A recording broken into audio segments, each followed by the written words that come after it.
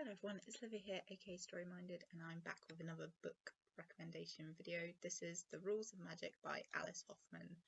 I finished reading it yesterday and I absolutely loved it. It's been a really long time since I found a book that has moved me as much as this one has.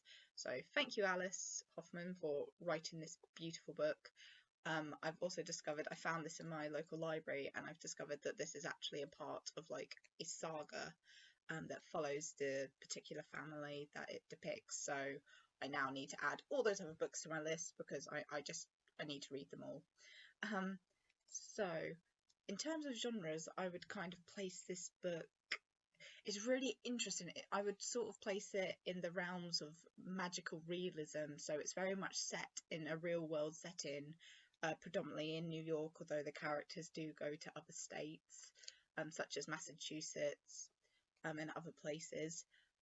But obviously the Owens family, which is the main family that this book follows, are a family of witches. They have a magical bloodline throughout many generations of their family, and yet there's also historical fiction elements because there are books and references to real life figures that crop up. This particular book, The Rules of Magic, is predominantly set during the 1960s, and it literally tracks these characters' lives. So let's just say, to put it mildly, you're in for a very emotional roller coaster if you decide to check out this book. But sort of starting at the beginning, this follows one particular family, or one particular branch of the Owens' family.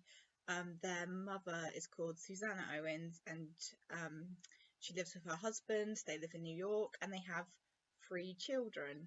The oldest is Frances, also known, or mainly known as Franny throughout the book. Their middle daughter Bridget, who's known as Jet, and then there's their son Vincent. Each of the siblings, it particularly centres around the siblings and their lives. Each of the siblings has a magical gift. So we have Franny, who has this kind of spiritual affinity with birds. She can hold out her hand and a bird will come down and alight on her hand, and she can kind of almost control them in a way, although she doesn't really abuse that side of her power as much. She kind of likes to let birds be, but she just has a kind of special connection to birds, which is just beautiful. Bridget, or Jet, as she's mainly known throughout the book, Jet's power is really interesting. She has the ability to read other people's minds, so she can know their innermost thoughts. So nothing can really be hidden from Jet. And then there's Vincent. Vincent is the way that Hoffman has written his character is incredible. It completely got me. It completely fooled me for the longest time, but he's such an intriguing character. He's the younger sibling, and his power is to kind of paint a picture, he's written as his magical power is definitely presented as a stereotypical like teenage heartthrob kind of character. He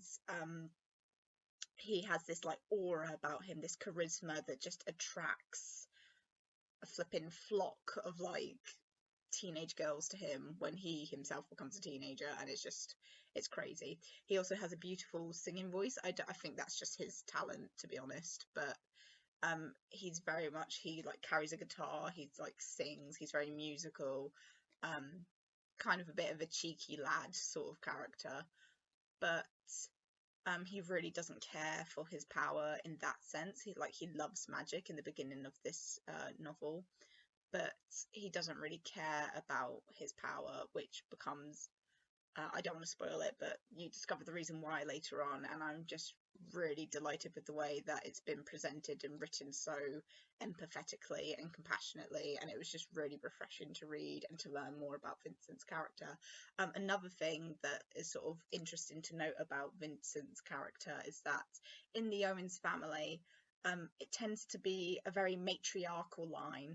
So it's always focused on the Owenses. There's mainly women who carry this magical blood in them, and when they have children, they very much have daughters. they never have sons. So when Vincent comes along, that's kind of like already like a really special event that happens, because it's like, oh, it's a bit odd that we have like a boy. We don't usually tend to have boys in our family tree, so that kind of adds to kind of the special side of Vincent's character, and how even at his birth, because of his powers, a nurse tried to kidnap him, and luckily they were able to rescue him and get him back. But there's just a lot going on. So, kind of starting at the beginning of this novel, Susanna and her husband are raising their children. Susanna very much does not want her children to experience magic. She's very controlling and strict, and you gain the sense that she's trying to protect them to the best of her abilities. She's kind of done away with her own powers. We never really learn about her powers.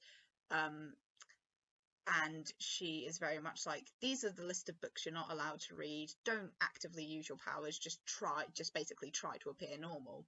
But obviously that's kind of like the recurring big main message of this book, is that you can't hide who you are. You can't lie about yourself. You can't, what blood you're born with.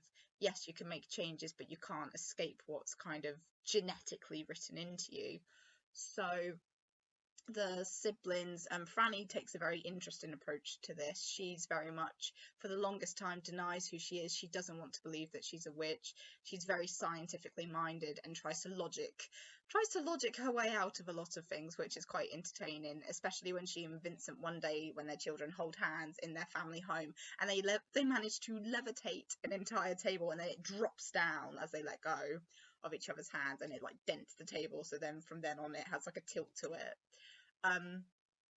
Bridget, or Jet, she's really quite reserved about her magic in the beginning. She feels quite ashamed of her powers, in the sense that she thinks it's really rude to like listen into other people's thoughts, and she hides her magical abilities from her siblings, even though she trusts them for a really long time, because she doesn't want them to view her differently, and she doesn't really feel a kinship with her powers.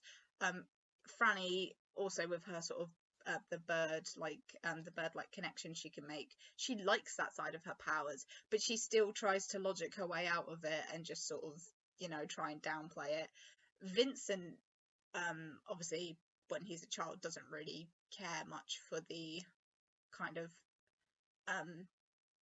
his powers sort of don't really fully manifest in that way, but he's obsessed with magic. All the books that he's not allowed to read, he goes and finds them. And in particular, he picks up a book called The Magus, which is an occultist book written in the early 1800s, which was a real book. Which is why I sort of mentioned about historical fiction. There's lots of things that crop up in this book that you're like, oh, this like is an actual thing. So yeah, that's like a book that Franny discovers early on that her brother has like found somewhere, and she's like, what are you doing? We're not meant to be exploring this. But as all great novels, sort in terms of plot, we get to, I think it's Franny's 17th birthday, and a letter arrives from her aunt Isabel, which is Susanna's sister, who they've never met. She lives further away, and she summons Franny to try and be sort of initiated into the family a lot more and the world of magic. And she's the woman who's been sending these black bars of soap that you learn about that kind of make women feel like euphoric and happy, and these special magical bars of soap that Aunt Isabel makes. And obviously Susanna, to begin with, is like, absolutely not, like, you're not going, I don't want you to meet my sister, I want you to stay away from her. But then she also feels kind of torn and is like, well, she is family, and you do sort of have that right to know, and it is a rite of passage. And she and her husband get into a massive argument, and Franny manages to convince her, because she's like, well, I won't go alone then, I'll go with my siblings, who also really want to meet this Aunt Isabel. And so kickstarts this incredible journey of them learning more about their family.